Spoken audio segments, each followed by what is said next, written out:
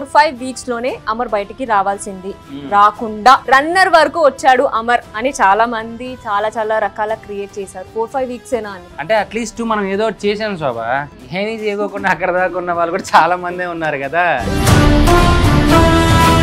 పచ్చిగా మాట్లాడుకుందాము. First 5 weeks లో బయటకు వచ్చే కంటెంట్ మనం ఇయ్యలేదు. సరే ఓకే, నేనేనా మిగతా వాళ్ళు ఎవరు లేరా వచ్చేవాళ్ళు? అబ్బో వాళ్ళు నాకు దేవుళ్ళు అనుకున్నప్పుడు నేను కూడా అంతే. నాకు నేనే కింగు, నాకు నేనే బొంగు, నీకెందుకురా డింగు. సో ఇది మీరు ఎవరైతే అనుకున్నారో అమర్దీప్ అనే పర్సన్ 4-5 వీక్స్ లో బయటికి రావాల్సింది అనుకున్న వాళ్ళకి ఐ హోప్ ఆన్సర్ దొరికిందని అనుకుంటున్నాను. నేను కూడా అంతేరా, 4-5 వీక్స్ కి రావాల్సిందంట. 100 days ఉన్నాను నేను కూడా. ఫాలో అయిపోమ్మా. అందుకే సో ఇప్పుడు చెప్పు, బిఫోర్ బిగ్ బాస్ లైఫ్ ఎలా ఉంది, ఆఫ్టర్ బిగ్ బాస్ లైఫ్ ఎలా మారింది? బిఫోర్ బిగ్ బాస్ కూడా నేను మంచి ఫేమ్ లోనే ఉన్నా. బికాస్ జానకి కలగలేదు, రామా అనే క్యారెక్టర్ తో have a good name and fame.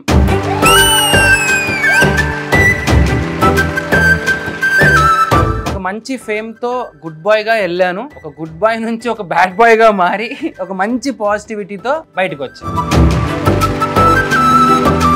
బేసిక్గా చాలా మంది మర్చిపోతున్నారు ఈయనకి పెద్ద ఫేమ్, బిభత్సమైన ఫేమ్ వచ్చేసిందని. నేను ఆల్రెడీ ఒక మంచి ఫేమ్ తోనే లోపలికి వెళ్ళాను, ఇంకా అంతగానో అద్భుతమైన ఫేమ్ తో బయటకు వచ్చాను. మీరు అందరు గుర్తుపెట్టుకోవాల్సిందంటే నా ఆడియన్స్ నాకు అలానే ఉన్నారు. I love my audience.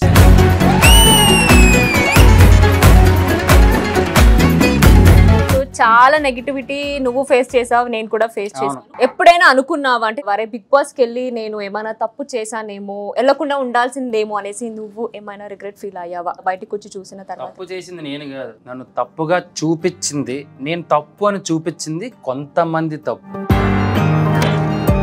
నాకే రిగ్రెట్ లేదు. నేను లోపలికి వచ్చింది, నేనేమవ్వాలనుకున్న క్లారిటీ నాకుంది. సో నేను ఏదైతే అనుకున్నానో అది నాకు వచ్చింది. దాన్ని ఎక్కడ ఇన్వెస్ట్ చేసుకోవాలో అక్కడ ఇన్వెస్ట్ చేసుకున్నా. మై నేమ్ అండ్ ఫేమ్, ఒక రన్నర్ అనే ఒక మంచి గుర్తింపు, చాలు, ఎనఫ్, నో రిగ్రెట్.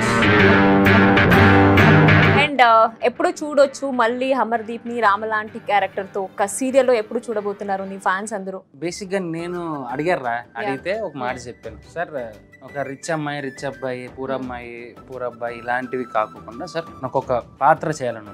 రామాలాగా ఎలాంటి గుర్తుండిపోయానో జనాలకి, ఆ పాత్ర చూస్తే మళ్ళీ అంత ఒక ఇప్పుడు నీ కార్తీక దీపం ఎలాగా, నాకు జానకి ఎలాగా, అలాగా ఇంకో గుర్తుండిపోయే క్యారెక్టర్ కావాలి సార్. అప్పుడు దాకా కొంచెం వెయిట్ చేస్తాను, ఏం పర్లేదు. బేసిక్ వెయిట్ తగ్గాను, కొంచెం వెయిట్ పుట్లా నేను వస్తానని చెప్పాను. సో ప్రెసెంట్ అయితే ఒక సినిమా చేస్తున్నాను, వెళ్ళే ముందు సైన్ చేసిండేది కాబట్టి. సో అది అయిపోతే కొంచెం గ్యాప్ తీసుకొని కొంచెం నేను తేజ్ వెకేషన్ కి వెళ్తాము. శాండ్రోల్ అయిపోయింది. నన్ను కూడా పిలిచావు కదరా? అదే నేను కూడా వెళ్తున్నా. సో త్వరలో మీరు అమర్ని బిగ్ స్క్రీన్ లో చూడొచ్చు అన్నమాట, అంతే కదా? ఎస్, నా అంటే థర్డ్ ఫిలిం లాగా ఇది 3వ సినిమా.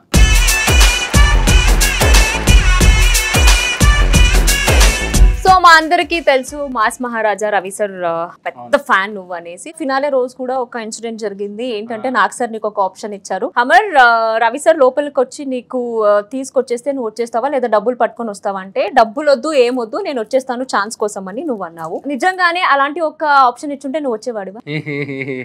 ఇంకోసారి ఇది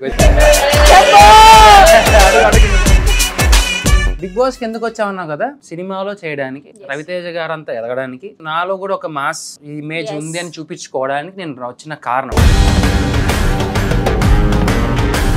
ఏకంగా గాడ్ ఆఫ్ ద మాసెస్ ఆయనే వచ్చిన తర్వాత రా అంటే బయట రాకుండా ఉంటాను. ఆయనకి లోపలికి వచ్చి నేను ఎప్పుడో వచ్చేవాడిని, సూట్ కేసు కూడా అవసరం లేదు. సార్ సూట్ కేసు పర్లేదు సార్, మీరే తీసుకొని పదాం పదాం సార్ అనేవాడిని.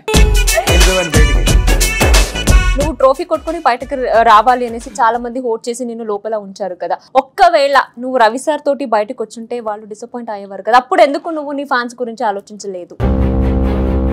ఇక్కడ నుంచి నేను మాస్ మహారాజ్ రవితేజ గారి పక్కకి వెళ్తున్నానంటే మీకు హ్యాపీగా కాదు.